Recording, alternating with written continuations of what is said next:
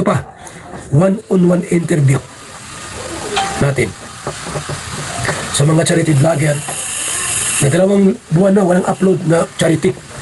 3 buwan na walang upload na charity vlog. Anong tawag dyan? Vlogger pa ba yan? Na puro lang live? Ha? Walang upload na charity vlog? Anong tawag dyan? Meron ko ngayong programa po na pag-interview sa mga charity vlogger. Interview, one-on-one interview. Yeah. Sila po, interviewin ko. Ayun, isang magandang araw, isang mapagpalang araw po sa ating lahat. Ayan. At eto may programang pag-interview si Kuya Bal sa mga charity vlogger. Ayun, shout out sa lahat ng mga charity vlogger dyan sa Daet. Ayun na, kamusta na kaya ang mga charity vlogger dyan sa Daet? Ano na ang nangyari?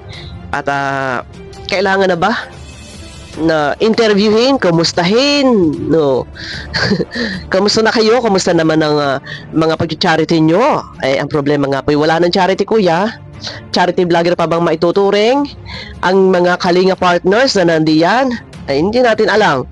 Abangan po natin yan sa pag-interview ni Kuya Bal. Pero bago yan, guys, pakiclick naman po muna ng thumbs-up na sa ganun iswak sa panlasa po ni YouTube. Kumusta na kayo? Ayun. So, tuloy-tuloy na tayo. Wala na tayo ligoy-ligoy. Paano po ang programang pag-interview?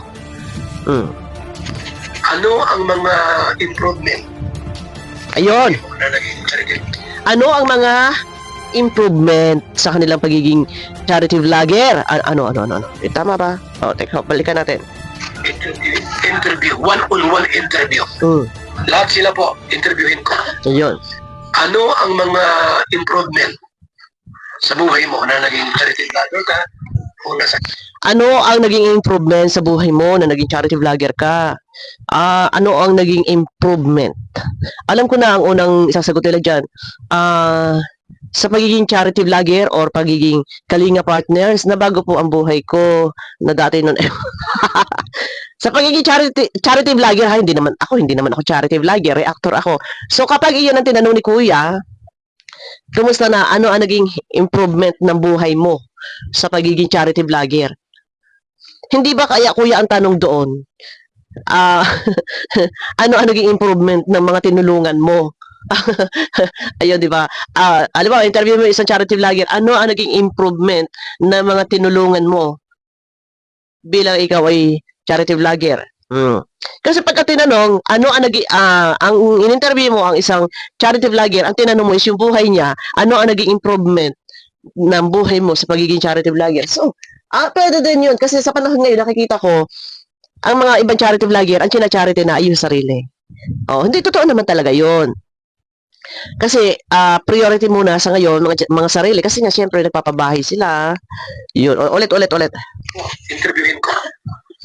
Ano ang mga improvement sa buhay mo na naging charity vlogger ka? Yun nga, ayun nga tama nga, ano ang i-interview daw, ano ang naging improvement sa buhay mo? Ay, sabi ko nga, ang isa lang ang pwedeng isagot diyan, sa ngalan ng pagiging charity vlogger, nabago ang buhay. Nagkabahay. Yan. Ako, interviewin. Ano ang improvement mo, Bupil, sa pagiging reactor? Yes. Nabago ang buhay ko. Nagkabahay ako ng mansion. Nagkaroon ako ng Montero. Nagkaroon ako ng Vios. Nagkaroon ako ng Toyota Innova. Nagkaroon ako ng 10 tricycle. Nagkaroon ako ng yung mga ganun, di ba? Nagkaroon ako ng house, 5 properties na yung house and lot. Di ba? Yung mga ganun na sagutan. Di ba?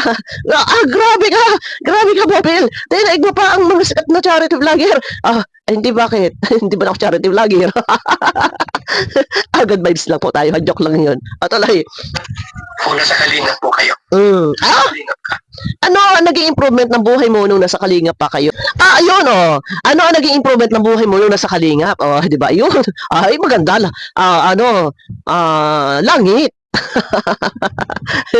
Di ba? Siyempre, ganun ang mga sagot. Ay, maganda, langit. Langit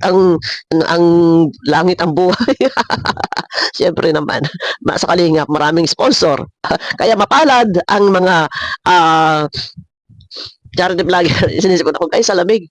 Masisingot ko kayo. Mapalad ang mga charity vlogger, mapalad ang mga sponsor, na kayo, mapalad ang mga reaktor na may mga sponsor. Charity vlogger, mga reaktor, may sponsor, sana all. Tuloy. Interview po yan. One-on-one interview Ah, ng mga charity vlogger. parang hina ng boses ni Kuya, walang mic. One-on-one interview, o yun na.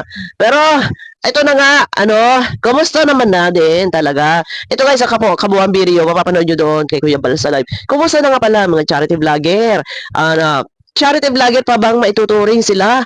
Sa ngayon, mga Kalinga Partners, charity vlogger. Ang ating highlight topic ay charity vlogger.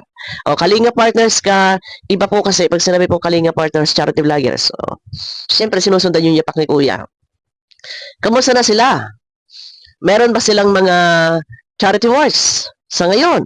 O tapos na ba yung mga kanilang ginagawa pagtulong? Ay malamang ang iba sa ngayon ay walang mga charity works, no? Pero nandyan active, nagpa-live, and yun may mga topic, shout out, mga ganon. May upload din, pero mga upload ay personal na nila, yung mga paggawa-pagawang bahay. Pero ayun na, tuloy. Kasi yan sa programa po natin. Mm. No? Maliban sa mga pagtulong na naka-upload sa Facebook, sa channel natin, Oh, ito pa, one-on-one interview okay. natin Tapos, sa mga charity vlogger. Nagdalawang buwan na walang upload na Ayun. charity. ayun, 2 buwan na walang upload. 3 buwan na walang upload na charity vlog. Ah, Anong tawag dyan? ano na? Ano ba yan? Yun ang tanong. 2 buwan, 3 buwan na walang upload na charity works. Charity pa bang matatawag? Hindi na. Mahirap lang po magsalita kasi baka makasakit tayo ng damdamin. Medyo iniingatan ko din magsalita po na tayo makakasakit sa damdamin ng mga Kalinga Partners na nandyan. Yun ang tanong ni Kuya. 2 buwan, 3 buwan na wala nang upload, anong tawag doon? Sabi ni Kuya, charity vlogger pa ba yan? Wait po ha. Ito ha. 3 buwan na walang upload na charity vlog. Mm. Anong tawag dyan? Vlogger pa ba yan? Na puro lang live? Vlogger pa din. Kaya lang hindi na maituturing na charity vlogger. So 2 buwan, 3 buwan walang upload na charity works. Puro para live na shout out po tita, shout out po sponsor. Ayan, and then may pakulay. Pero wala silang charity. Pero nasabing charity vlogger ng Kalingap o Kalinga Partners, yun ang problema doon. Nawawala na sila. Nawawala sila sa yung talagang advokasya. Yung tawag doon, tama ba ako doon? Mali. Nawawala sila doon sa bilang charity. Sa bagay, naiintindihan ko yung iba kasi nagpapabahay. Yung iba naman wala na, hindi na live na lang na para live. Yung iba dikit na lang ng dikit diyan sa mga pa-viral. Yung iba diyan nakikisawsaw sa scout ng iba, parang may alam niyo na yun. Mahira yun. Isang halimbawa po, si Jello Mags. Charity vlogger po ba yan? Nakidikit lang sa dito kila Edo, sa Beyonce, kay Dr. Love. Yung mga ganong tipo. And then, nagla-live ang topic, Edo, issue, Beyonce. Yun ang problema doon. Yun ang problema doon. Hindi sila nagpo-focus sa charity works nila na may kanya-kanyang channel. Dapat kuha sila ng kanilang mga beneficiary. No? Ha? Walang upload na charity vlog? Anong tawag dyan? Bahala ka rin karaba dyan. Ayun, bahala daw ang karaba. Ito guys, ang kabuuan video ay mapapanood nyo po kay Kuya Bal sa kanyang live. So bahala ang karaba. Kaya ang tanong ni Kuya Bal, mga 2 months, 3 months na walang upload, ano tawag doon? Puro lang para live. Ano ang topic nila? Scout ng iba, mga viral na mga Kalingap Angels, mga issue. Yun ang problema doon. So bahala na daw po dito ang karaba. Ang problema dito, kapag ito ay tinakel ng karaba, dapat kasi baka mamaya lalabas na naman dito, karaba na naman ang aawayin ng mga vlogger. Pagkakaalam ko kasi talaga dyan may rules before. Yung rules na yan ang problema nga kasi minsan pag inilalaban ng mga reaktor, minsan Di ba, kailangan talaga maano talaga yan eh. Sundin yung rules. Ang problema nga yung iba, hindi naman yung iba sumusunod sa rules. Pagka yun ay nireaksyonan mo pa, ikaw pa ang masama. Ikaw pa ang aawayin. Ikaw pa talaga ang magiging, ano nila, sasabihin ng mga viewers, gumagawa ng issue ang mga reaktor. Na 3 buwan na walang charity. Paano yan? Hmm. Pagka ganun 3 buwan na walang charity, alisin na lang. Yun na yun ang aking, kung sa apart ko, ultimatum. Kung 3 buwan na walang charity, alisin. Kesa nandyan, gamit na gamit pa ang kalingap, wala naman charity.